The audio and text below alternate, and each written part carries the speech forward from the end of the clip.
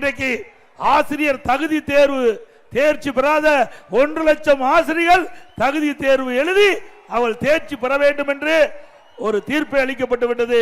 இதனால் 1.5 லட்சம் ஆசிரியர்கள் மன உளைச்சல் இருக்கிறாங்க. அவர்களுக்கு இந்த அரசாங்கம் என்ன செய்ய போகுது என்று இதுவரை அறிவிக்கப்படவில்லை.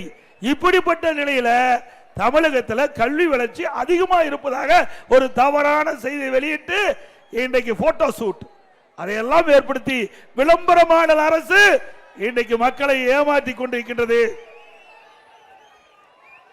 அது மட்டுமல்ல, இன்னைக்கு ஆரம்ப பள்ளியில பாத்தீங்கன்னா, அரசாங்க ஆரம்ப பள்ளியில பாத்தீங்கன்னா 5ஆம் வகுப்பு மாணவன் 3ஆம் வகுப்பு படிக்கின்ற அந்த பாடத்தை படிக்க முடியல. படிப்பது 5ஆம் வகுப்பு. ஆனா அந்த 5ஆம் வகுப்பு மாணவன் 3ஆம் வகுப்பு பாட புத்தகத்தில் படிக்க முடியாத ஒரு சூழ்நிலை தமிழகத்தில் நிலவி கொண்டிருக்கின்றது. இப்படிப்பட்ட சூழ்நிலையில் இன்றைய முதலமைச்சர் இன்றைக்கு ஒரு நாடகத்தை அரங்கேற்றி தமிழகத்திலே கல்வி வளர்ச்சி அபரிதமாக இருப்பதை ஒரு தோற்றத்தை உருவாக்குவதற்காக இன்றைக்கு ஒரு நிகழ்ச்சியை ஏற்பாடு பண்ணியிருக்கிறார். அத்தனையும் ஒரு நாடகம் என்பதை நாட்டு மக்கள் அறிய வேண்டும்.